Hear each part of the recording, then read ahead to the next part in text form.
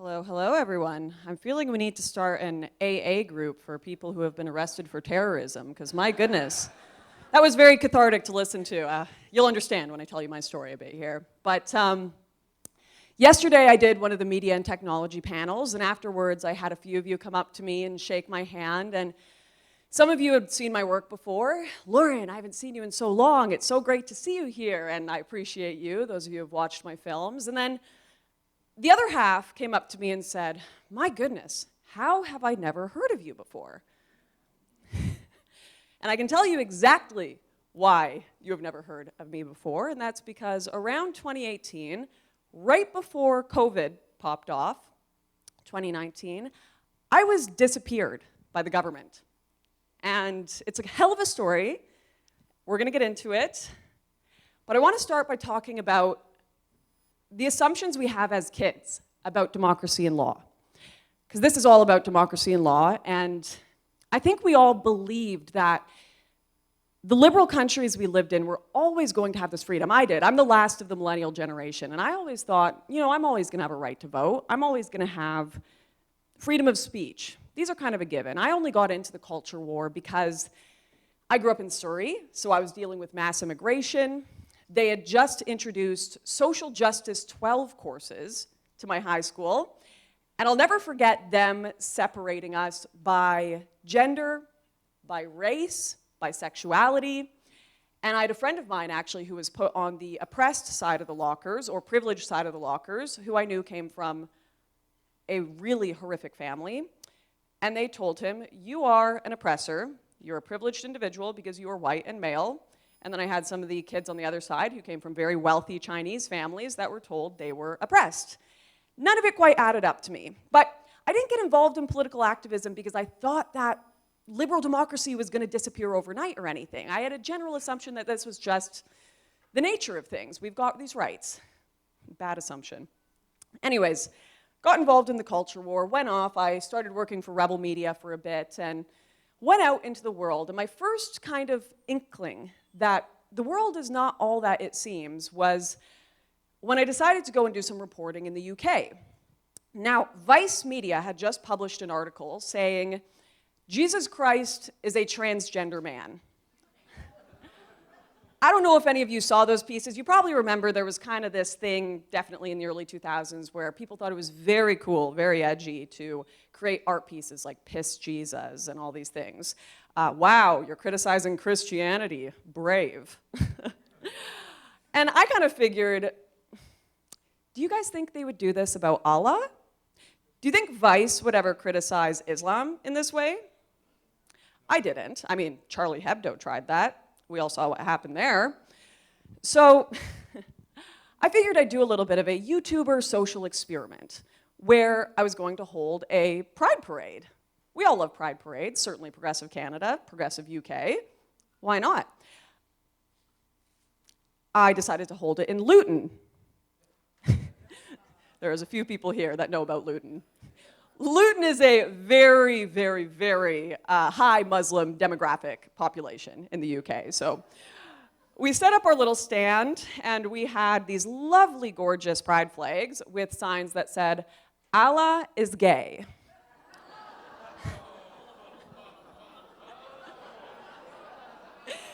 Allah is trans. Allah is love. Allah is all of us, right? I thought it was a nice message. I will never get the image of my producer walking up to women in full niqab and handing them these pride pieces of paper, inviting them to come to our pride march. I am not joking. Within 20 seconds, there was nearly a riot.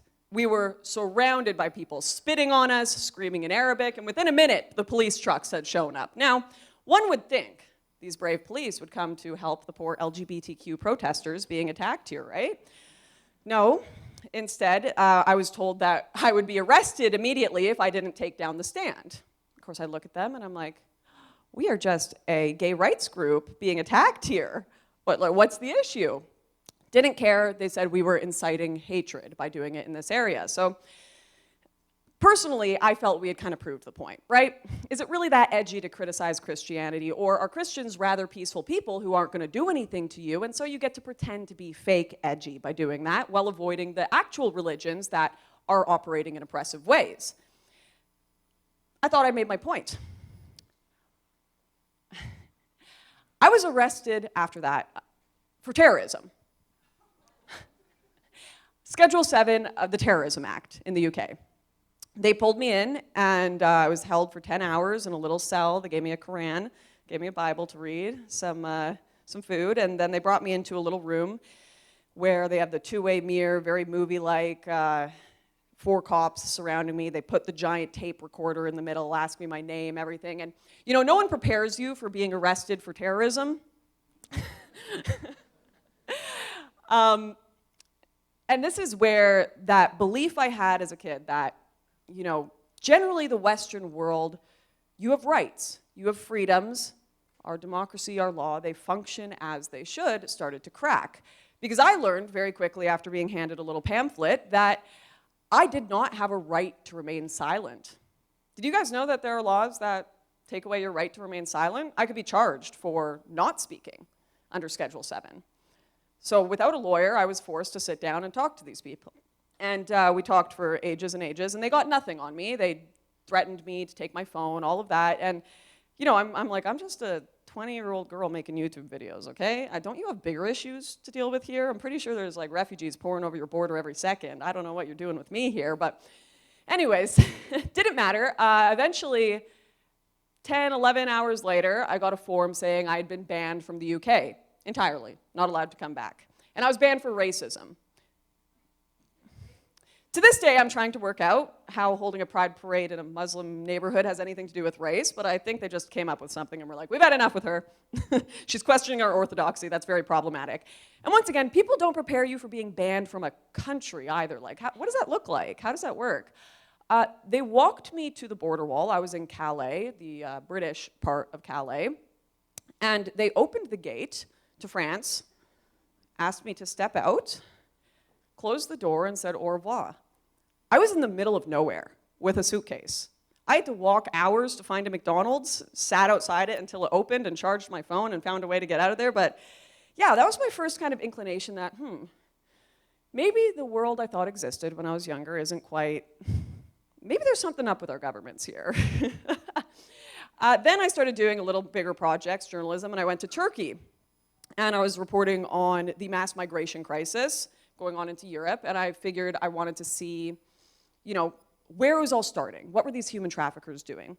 And we knew that going to Turkey was going to be quite contentious. You know, they jail more journalists than they do in North Korea and Turkey, so we were taking SD cards, hiding them in the bra and the socks, and going through. We're just here as tourists. And we got to actually wait on the shorelines of Turkey and follow human traffickers bringing migrants to the boats in the middle of the night while gendarme helicopters went above us with lights and these olive groves. And when you're like a kid, I know you probably look at me and think I'm a kid, but listen, it was just like 8, 9 years ago and I felt like a kid. And you feel invincible. I felt invincible, especially after that. I'm like, you know, let's keep going. Let's go all the way to the border of Bulgaria. Let's jump in one of these cars with traffickers. Let's document the entire thing. So we went all the way up to Kirklareli, and we split up our team, and we were filming along the border, just getting some shots of the border wall between Bulgaria and Turkey. And we see a little car in the distance, starts driving towards us, and I realize it's a military truck. As it gets closer, we see it's armed military, and we're like, oh geez, this is gonna be a situation. They start yelling at us in Turkish. We get out of the vehicle after we've hidden all of our equipment, and on the ground, you know, at these kind of moments, I kind of disassociate. I'm like, I'm watching a movie right now. This is Midnight Express. This isn't my life. And they're yelling at us in Turkish. It's gonna be bad. I remember my Australian, it was an Australian commando. He's looking at me and he's like, okay, as long as we don't get handed over to the gendarme, we're going to be just fine. It's going to be good, all right? They can't charge us with anything. They take us to a Turkish military base and feed us, do all the papers, all that, and we think we're going to be good. And then 2 hours later, a gendarme truck comes by to pick us up. We get taken to the headquarters in Kirklarelli, and this is still, it's a little bit middle of nowhere. You know, you go to the washroom and it's got a swinging lamp and a hole in the ground, dirt, and they got a giant painting of Ataturk in the room and everyone's chain smoking, you can hardly breathe. And we get told that we are facing 5 years in Turkish prison. And you know, once again, it still hasn't fully processed. Okay, 5 years in prison. I don't even know. They're telling us it's for trespassing on military territory, but it's probably because we're journalists and they want to be able to use us as a political asset. And then we have this moment of salvation where they say, we've got these papers you can fill out to notify your embassy that you are here and under arrest and possibly going to prison. And I think here it is. Here is the liberal democracy, you know, these worldwide programs we have set up to ensure I have rights. I am safe. And I look at this and we're like, hell yeah, we're going to sign these forms to let our embassies know because they're going to save us. Canada's going to save me, right? And our translator looks at us, and right before we're about to sign the forms, he says, don't sign those forms. We're like, why wouldn't we sign the forms? Of course we want them to know. And he says, the Turkish intelligence here have told us that you can sign those forms, but they're definitely going to send you to jail for 5 years if you do, because then you're going to become an international story and an asset, or you can rip them up and say you don't want to notify your embassy, and you may have a chance to not go to jail. So we took our chances, we ripped up the forms, and thank God it worked out. It worked out by just barely by us having contacts with some of our military guys in government that were able to get us out. But that was another one of those moments where I just, my vision of the world was destabilized. I'm banned from the UK for speech, that doesn't make sense. These international programs that are supposed to protect us, let embassies know things, those aren't real. You can be intimidated out of signing them, all these things in an instant. And my vision of this free world with a structure was slowly, slowly crumbling. Now, I could still pass that off as one-off with the UK, Turkey's Turkey, and continue on with my life. But in 2019, I got married to an Australian and was planning on moving to Australia. And I got a letter from the Australian government saying that I had been added to VACU. VACU is a program for terrorists and criminals who have committed we're talking murder, rape, that kind of stuff, and I had been added to it for my speech. So I wasn't going to be allowed to go to Australia and see family. There was one stipulation. If I quit politics and swore to never talk about it again, never go on television, shut down my YouTube channel, go silent, they would allow me to enter the country. And you know, there's a moment where everyone's kind of given this bargain, and you think that you can appease them.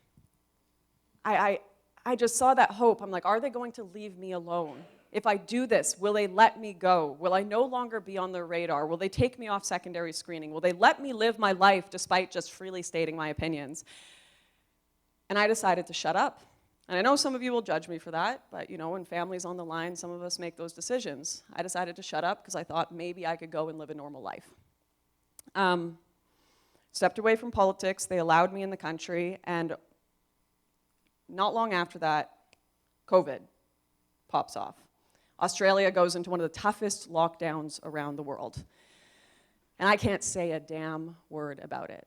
I can't tell my story, I can't go and speak up the way I used to, I can't fight for my country. I'm trapped in a country that literally is having concentration camps for people that may be COVID infected. And I still had family in Canada that I wanted to go visit, so I'm trying to fly back and forth. And I'm sure any of you who tried flying during that period know they had shut down most of the flight routes between a lot of these countries, except one flight route between LAX and Vancouver for a while. So if I wanted to see my family, I had to take that route.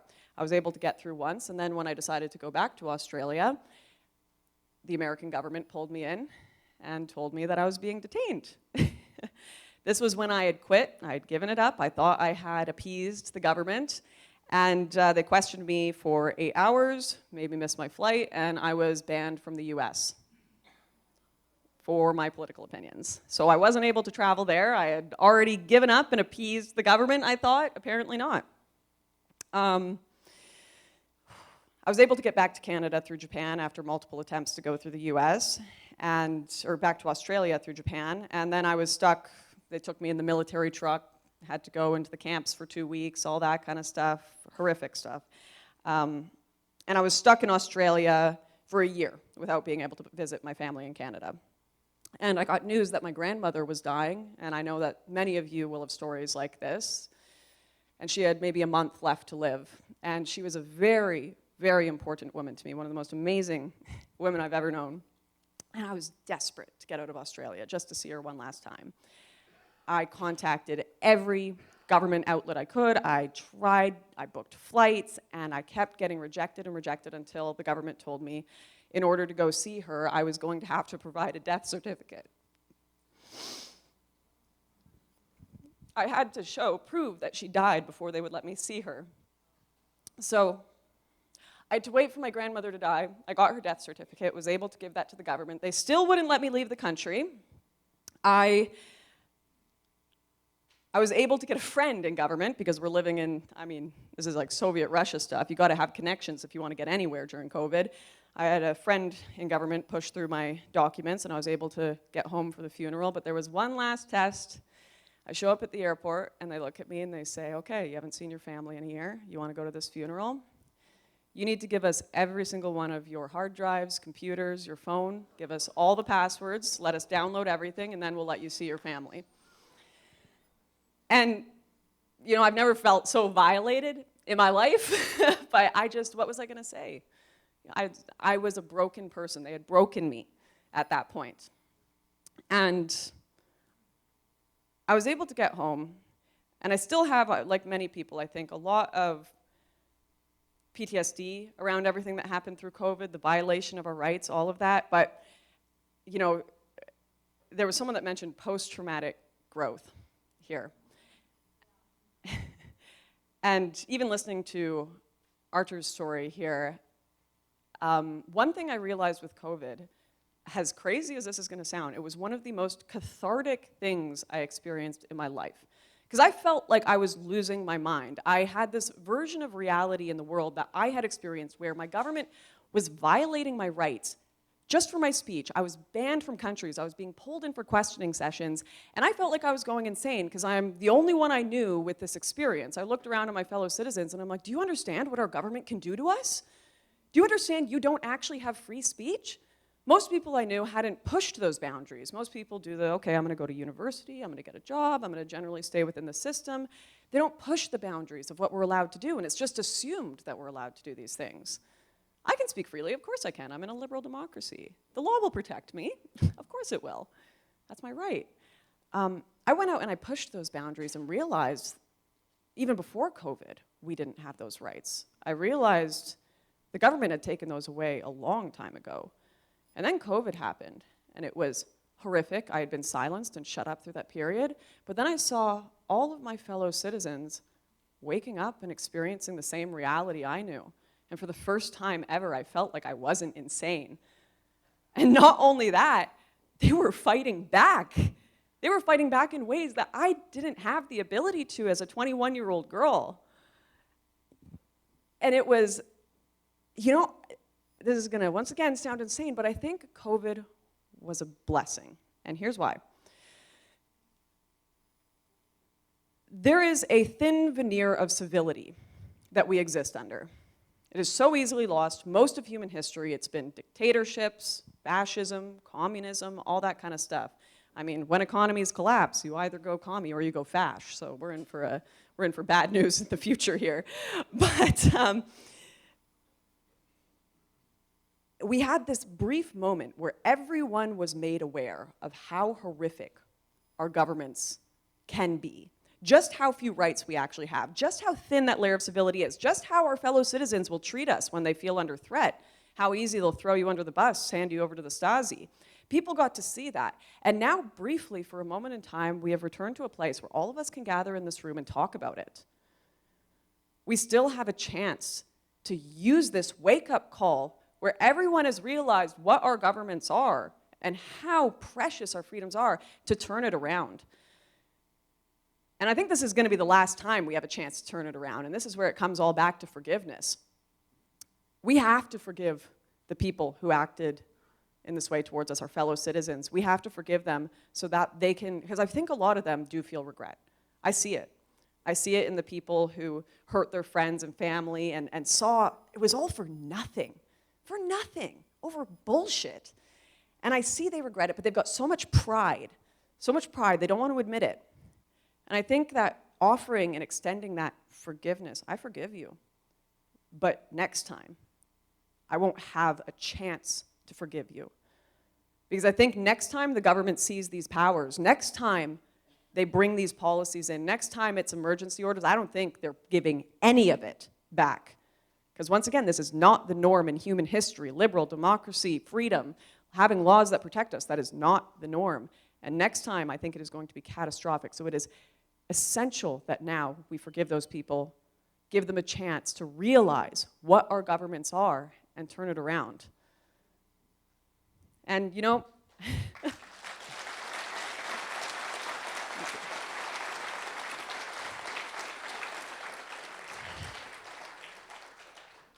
yeah, I just want to, once again, just thank all of you tonight for this catharsis, this AA for people who have been arrested as terrorists, for the first time in my life, I don't feel insane. For the first time in my life, I feel like...